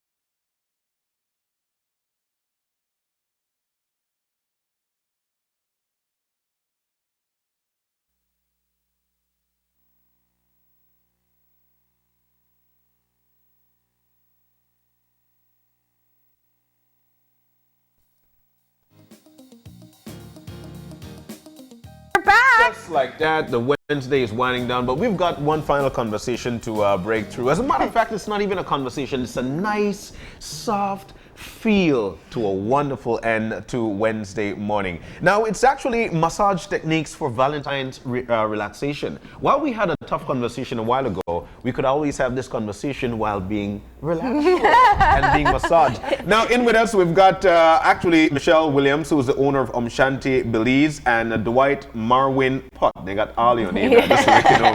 Who's a massage therapist at Shanti Belize. Guys, good morning. It's so nice to have you in. Thank you so much for And inviting welcome. us. Thank you so much. Thank you. Well, the love day is around the corner, and for the most part, now I have a husband, and I love being with my wife. I love having good conversations, but at sometimes she would say, "Babe, my back hurt," or "Babe, I just feel tense. Yeah. Help me out." But I don't know those techniques, so I want to jump on into there's nothing Shanti worse- and what you've got to offer. It's better to have no massage than a bad massage. Oh my God, that's true. Either it hurt somebody, Yeah. or So Shanti, and the Valentine experience. Talk The to us. Valentine experience is, Valentine's Day is just around the corner. But what we're talking about today is something that can be shared all year round. You know, it is that human touch, that intimate touch from a partner that you trust at the end of a busy day, a crazy day, that could just help de-stress. That also comes with a myriad of health benefits. You know, it improves blood flow so that your immune system is strengthened, your lymphatic system is strengthened, your muscles relax. It's also a really good time to give and to receive, to have that give and take experience with your partner. And so we're offering some techniques. Marwin is offering some techniques, some simple techniques that a couple can give at the end of the day that can be used year round. Yeah. And that can really improve the relationship, improve trust, body awareness, all these sorts of things. Yeah. So we usually talk about yoga when you're here. Yes. But in fact, your cafe also has a massage parlor as well as a yoga studio. We're actually a wellness center. We have we offer our yoga classes, and I like to call them stress relief classes now. So it's yoga, sometimes it's dance, sometimes it's mindful meditation.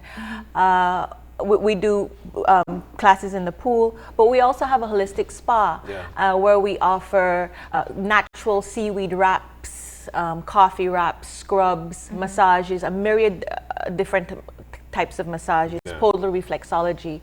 And then we have our vegan vegetarian cafe all in one. So it's a one-stop shop for wellness, you know. I like to say, treat yourself to healthy living today.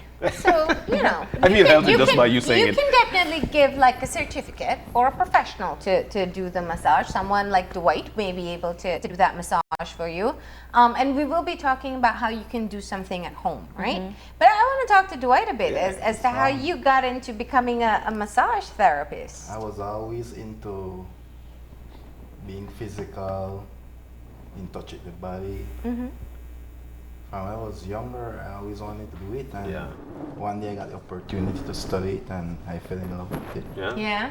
Now, it's funny because there's something that men usually think, oh, I don't want a massage. But they're usually the ones that if they've had one, they're sold. They always come back. They are sold. Yeah. And being a male massage therapist, it's unique, right? Yes, There aren't ma'am. many male massage therapists out there.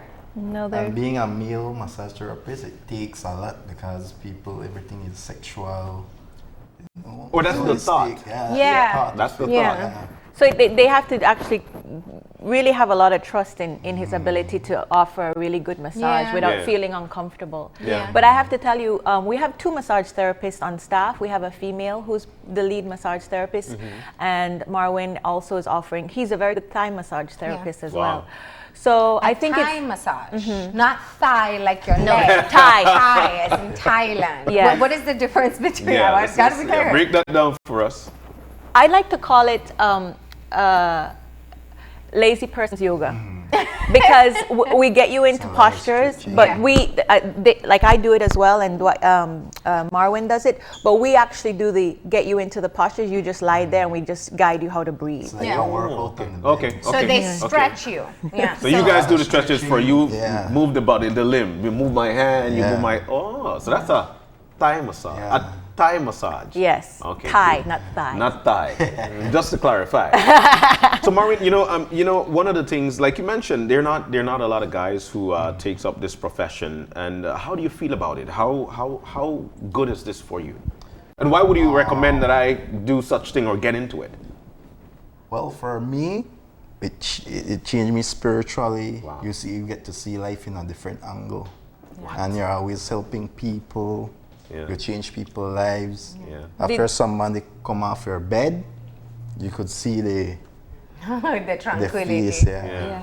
Wow, that expression. It's interesting because you get a good massage. Sometimes you just feel out of sorts, and you get a good massage, and like a massage therapist will be able to tell, man, you're really tense. You're really under a lot of pressure, and they can tell just by how wound up you are. Yeah. So you offer them an opportunity for relief. Yes, What's the experience like, especially for first timers, when they come in and they're like, well, I don't know, and then They're a bit shy, and you have to let they feel comfortable. Yeah. But like 5 minutes into the massage, you're like, relax. That's nice. That's nice. And the massage goes smooth.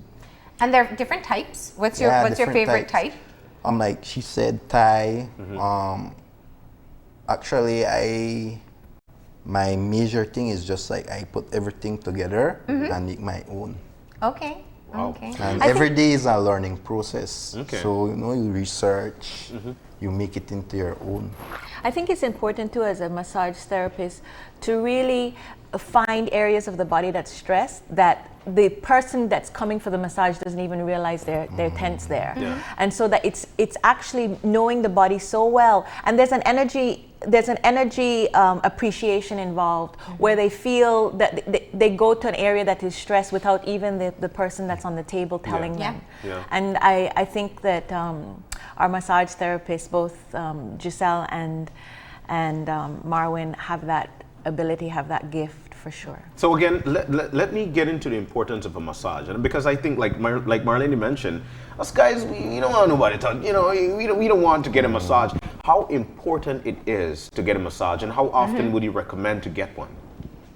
All right, the importance of a massage, like Ms. Michelle said, stress relieving, it increases blood flow. Which it inevitably detoxes the organs. Yeah, detox. It stimulates and increases the flow of the lymphatic system, so it clears that out. Yeah. Muscle tension, who likes to walk around with muscle tension? It gives you a headache. Stop begging for a massage. It's Marlene's day today. No matter what you try to say. The good day. Yeah.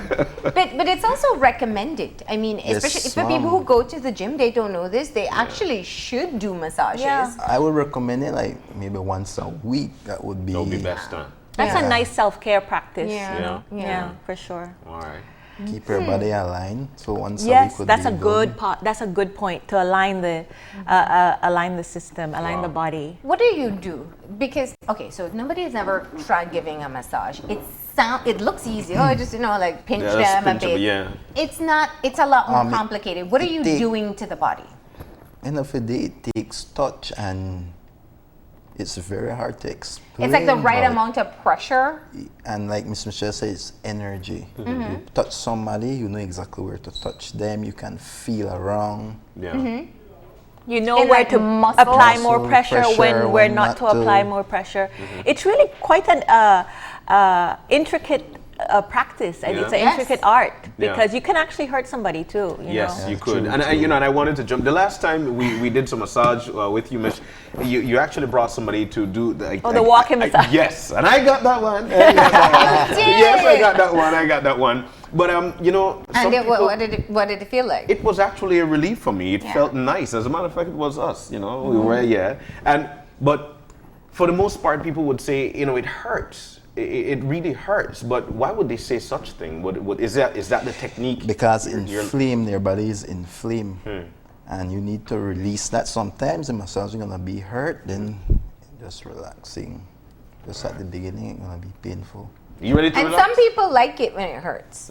Like, like a Yeah, deep some tissue. people, yeah, Yes. I think That's people that me. like it when it hurts because they know what is happening. They Yeah. actually know that it's at the end. It's just like aware. when we do yoga postures that kind of like hold it Are in. more They know when they release it, that's new blood flow. It's kind of refreshing the cells. Things are happening, so Okay. they're actually aware of that too. And much like yoga and most other things, it comes on a scale. Like you could do gentle stuff with massages, and you could do your deep tissue stuff as well. I always joke with people. I said I like when it hurts so good, especially with a massage, because if you know you're carrying tension. Yes. But it just depends on your preference. Okay. We also do a massage, seaweed massage, that is really good for sunburn. So she massages the body, but for people, especially tourists that have come that get really sunburned, it yeah. really helps them too. So there's a whole like list of what you can do with massages. for Which real. brings head me- massage, Oh, hand massage, head massage. hand massage. Which brings me to understand. Which brings me to ask the question: when you're doing massage, and this is of course for you, Dwight. When you're doing a massage, would you recommend like oil, or what's the recommendation there? All right. You can use oil. We use just natural oils at Om Yeah, Shanti. we use natural oil, and for Marlene, what I'm going to do with her, you don't need any oil. It's just with your hands, simple techniques that you can practice home. All right, Nothing too. Let's check this out. 'Cause Complicated. I need to learn. You know, my wife would definitely. Your wife will be like, when she see this short, she'll be like, Just gonna move ahead of you guys here.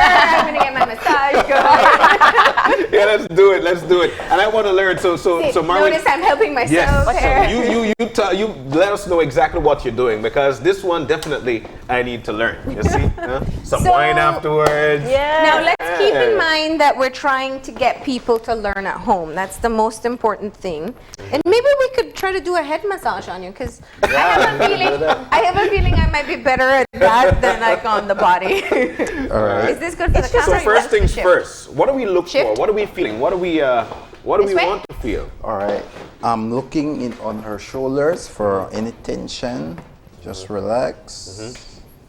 Relax. First thing there, I noticed Marlene is sitting up straight. She's sitting up straight. You have to be sit up straight. Okay. You want your posture to be good so I can feel around.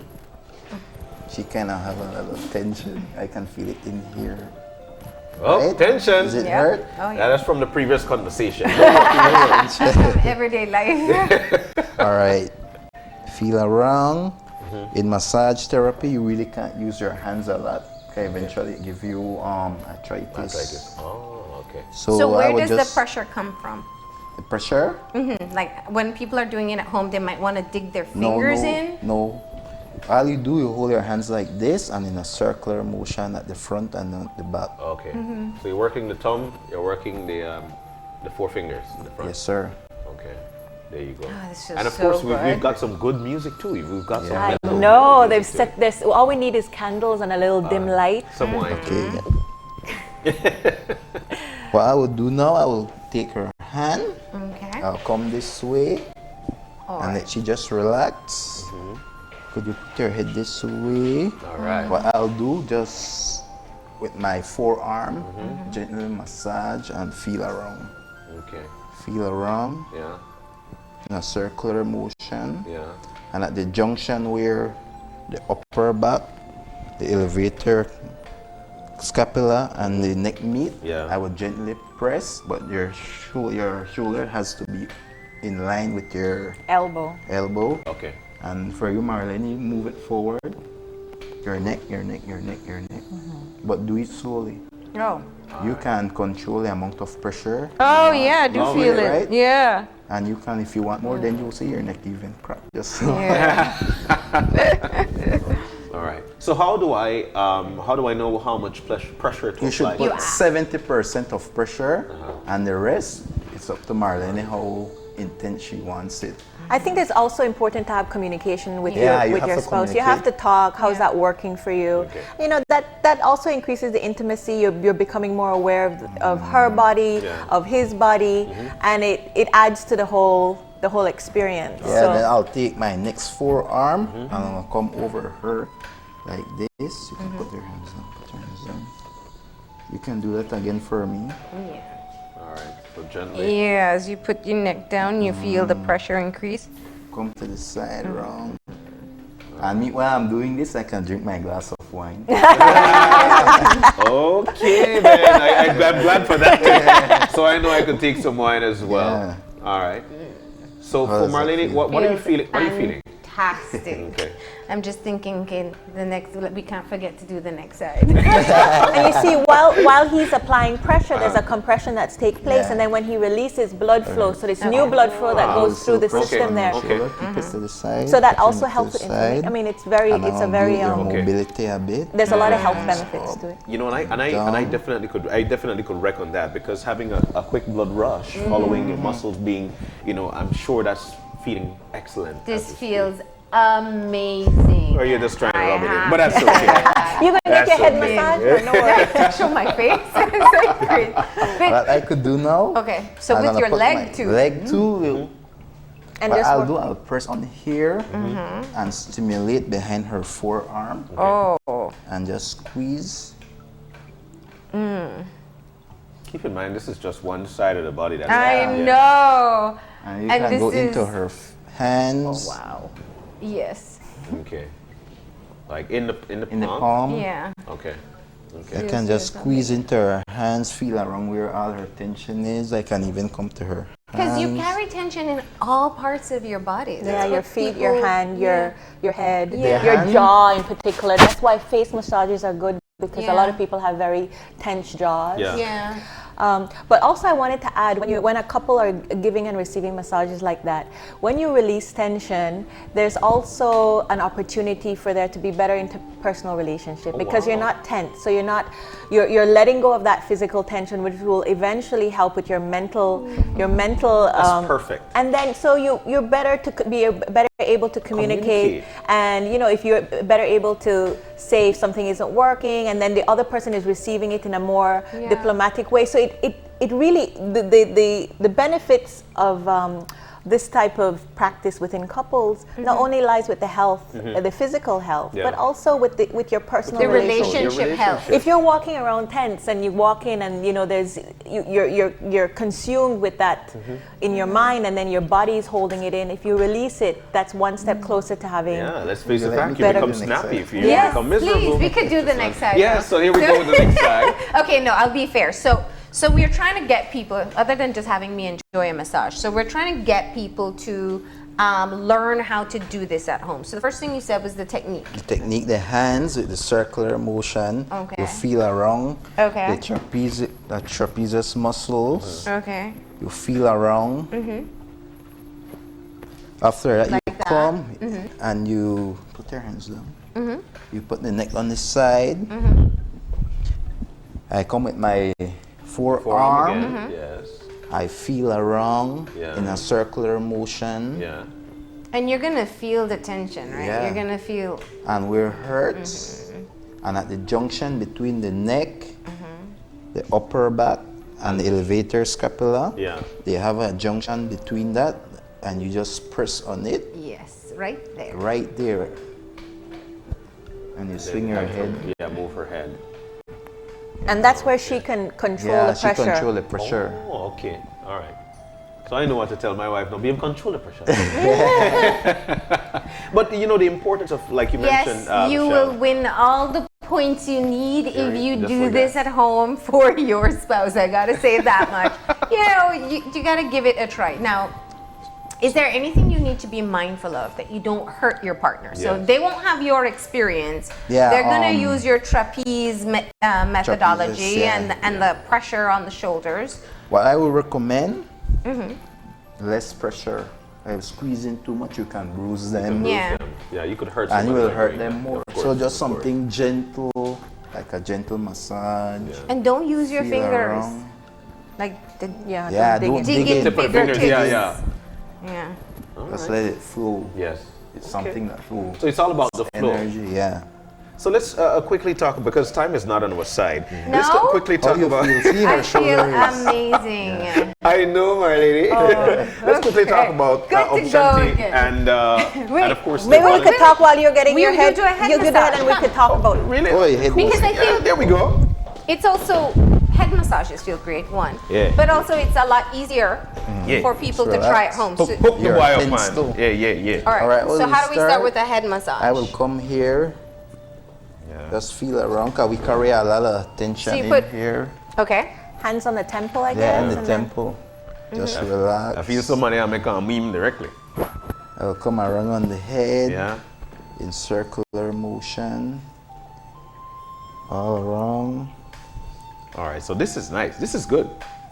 And once again, you're not using the tips of the No, I'm fingers, but using the inside of the fingers. inside, yeah. And that's Here the we important have a part. pressure point. And here is where we get a lot of headaches. It travels around here. Yeah. Come around down, back down. Can even come around, travel around. It's definitely different than digging into the skull. The skull. You can What feel he's the doing difference. is that he's really using his phalanges to relax the muscle in the head, and I really could appreciate that. Yeah. How strong do you have to be to do that? So let's say, Massage therapy, you don't have to be strong at techniques. so his wife can do this to him, and she doesn't, well, she's strong though, but if she wasn't that strong. It's just So- short techniques, Yeah. nothing much. You just Yeah. feel around. Use the pressure of your body as well. Yes, you have to move with your body. Everything is with your body.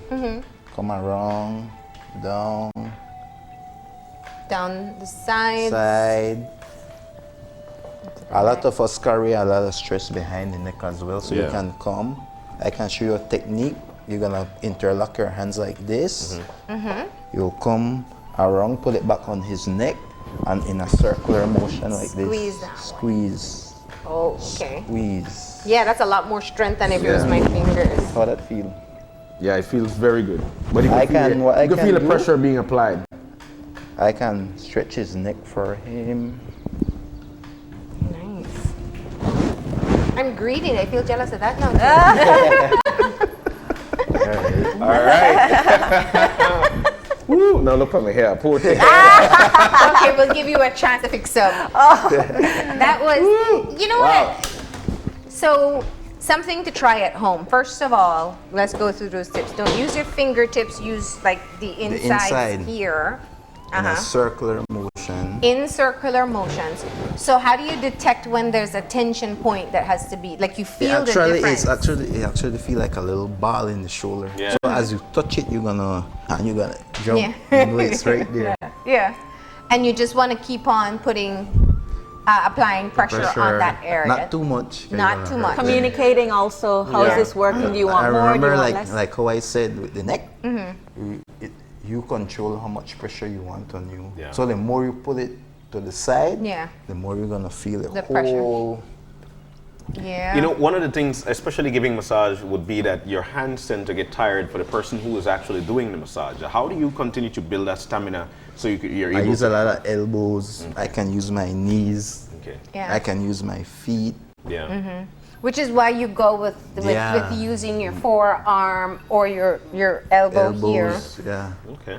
So let's talk I about don't the know how you Valentine. use your knees, but you guys can figure it out at home as Well, a he's a couple, pro. right? He knows exactly what to do. But what do we have lined up for Valentine on Well, Shanti? from Shanti Belize, from the 10th of February until the end of February, we're offering a 20% discount on all massages. So you can come in and you can say, I heard Michelle on the TV, I'd like to book a massage, and you automatically get 20% discount. But we have a package, and it's kind of like a full day. So it's good to give your mother, your wife, a sister, a brother, a father, and it includes a fruit facial, a massage, and also a seaweed scrub or wrap. And it also there's a combination price where you get a 20% discount. But I would recommend, like, to make this is really good throughout the year, but to actually give a gift, to recommend that they come and they spend a nice half day. You know, a Saturday they come and enjoy. It also includes a nice mango mimosa, so they get their mimosa.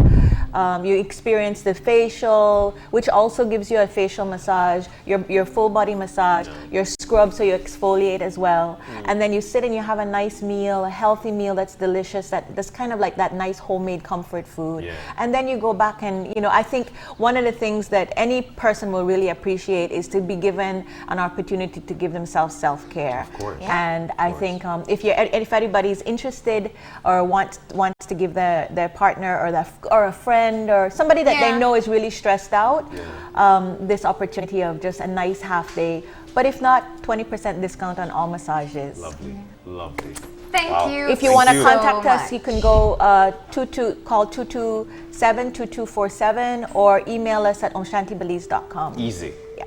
And let me tell you, definitely encourage the couples massage for Valentine's Day, but you're amateurs, so all year round. Sure, all year round. You get your actual massage at some other point. Marvin, that was excellent. I mean, that was really good. This guy knows what he's doing.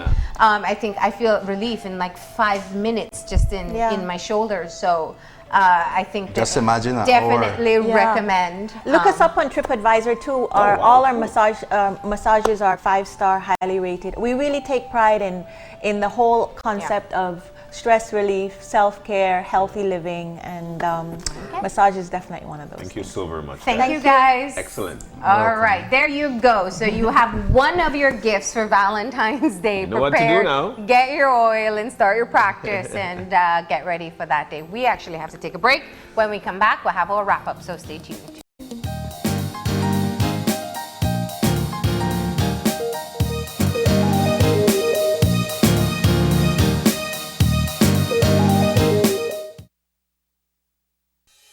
With over 100 years of service excellence in Belize, the Belize Bank Limited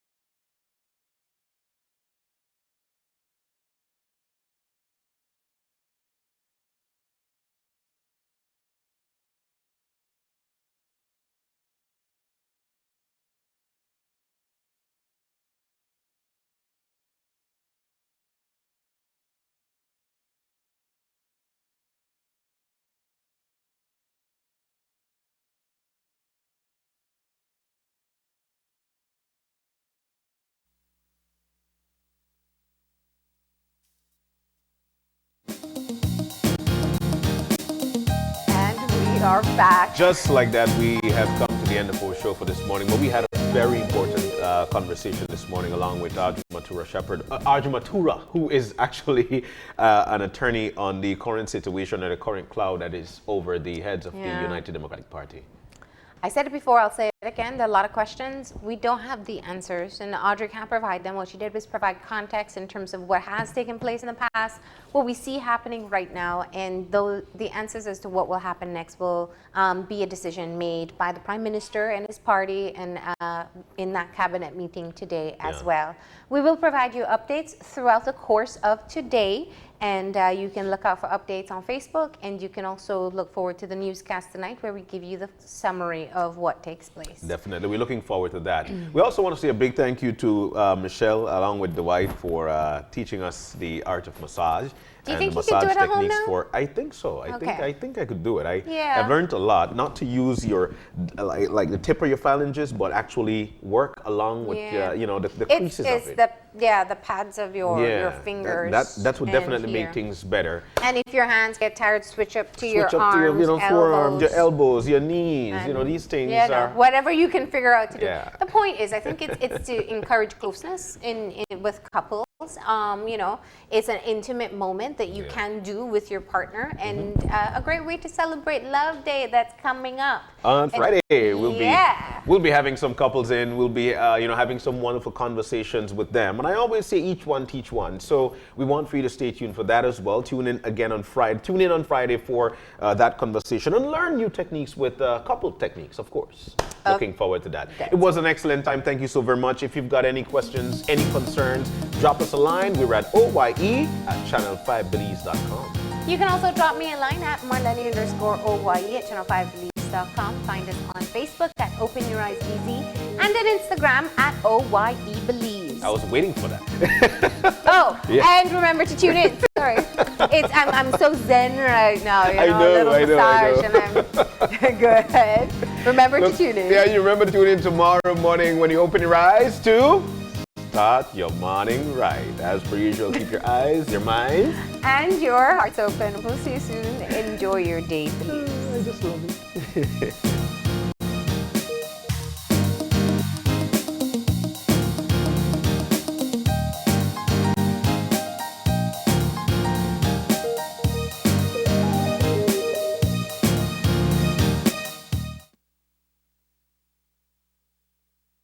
Open Your Eyes was brought to you by the Belize Bank. Our country, your bank.